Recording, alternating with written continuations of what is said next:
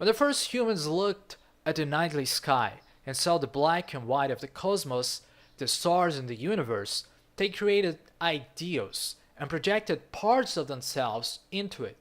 With this, gods and entities were perceived, projected upon, or just created. We started associating things of ourselves, parts that we cannot control, parts that we are not aware of unless someone tells us that we have them or after we rationalize upon them for a while. This is what made the Greeks to create not only astrology but also to associate their gods with what it seemed to be parts of themselves. For example, when a person was just too angry, enraged, or looking for competition, it was clear that this unconscious state of mind could probably be due to Ares, the god of war, who not only had influences upon natural and social occasions, but for some times also to the personal lives of those who believed or not in him.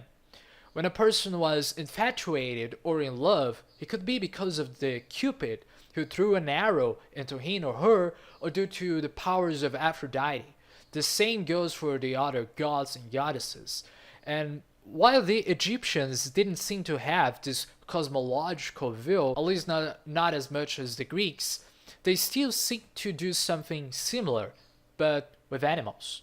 They associated, for example, the animal of the ibis, a bird, with the god Thoth, who is the god of knowledge, writing, and intelligence. This is because the ibis, which has a very long beak, is able to choose and specifically grab those insects which it wants from within many others. The word intelligence comes from intelligere, which actually means to choose from any options or to choose from.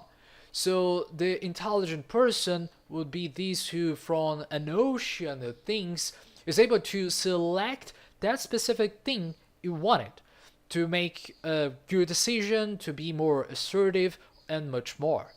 And therefore, it's not a coincidence that the word inspiration or to inspire comes from the Latin and it means to have a spirit within, or sometimes even the spirit of God within, which in means inside, and spiration could come from spirit, or this different kind of motivation, of courage, and disposition or vigor. In the sense, the spirit is very related to something that transcends not only the individual and the objects, but maybe life itself. The spirit is sometimes related with the essence of a person.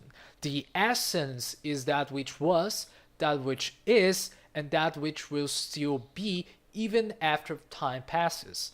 It is immortal.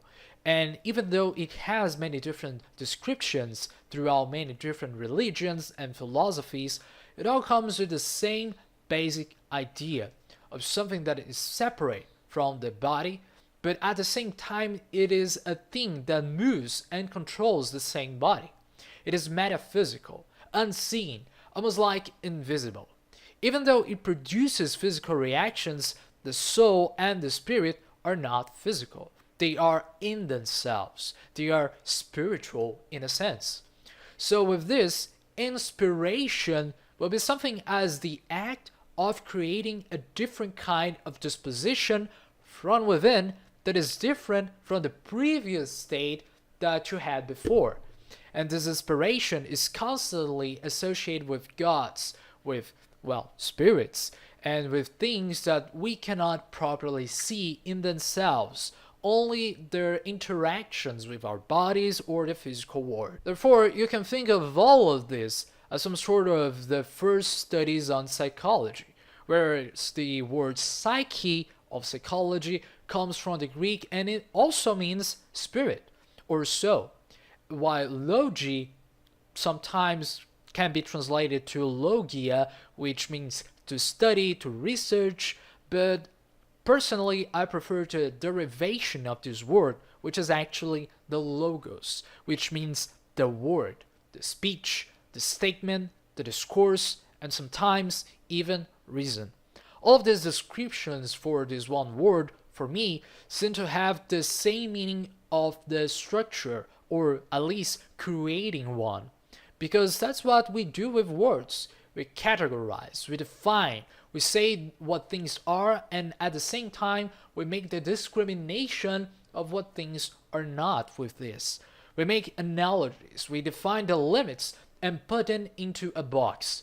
With this, I would say that psychology is not only the study of the spirit and the soul, but more specifically, the categorization of the processes that we see as the spirit or the soul. Because of this, it is very easy to think that one of the first forms of humans to categorize our souls is through religion, by describing, creating, or perceiving gods. Just like inspiration is something that you not clearly know how it appears, nor from where it comes from. It is something that influences your behavior, your emotions, your thoughts, and your perceptions, either from the world within or outside. Accordingly to Wikipedia, the word psychology was first used in the Renaissance. In its Latin form, psychologia, it was first employed by a Croatian humanist and Latinist called Marco Marulici in a book called Psicologia de Rationai Animae Humanae, or Psychology on the Nature of Human Soul, which he wrote in the beginning of the 16th century. So this word psychology seemed to be more on the popular knowledge and didn't have the same impact it has today, or just like some other areas of that time like medicine, philosophy, theology, and so on.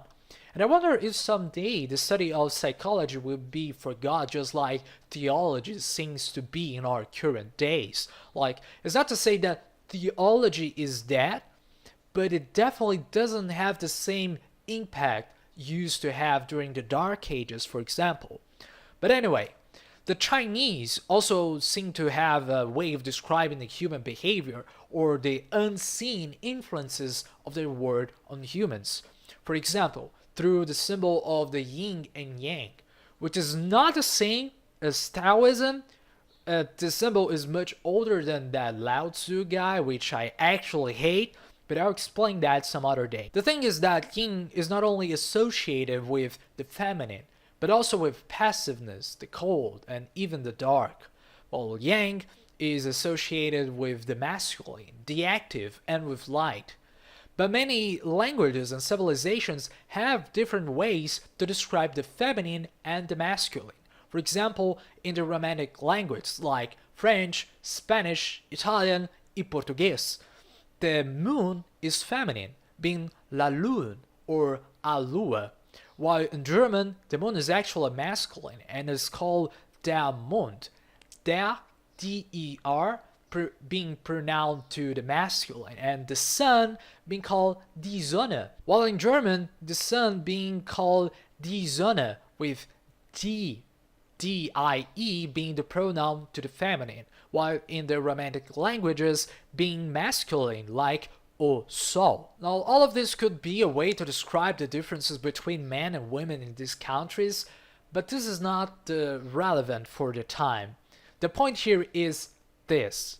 Humans have a tendency to describe not only the events of the world outside yourselves, but also the events that occurs inside, that only we know, but somehow are also experienced by every other single human being, to the point that it is also we are also able to categorize all of these into a single word, into a single idea, and be understood by other people. And with this, we come to the first problem of psychology.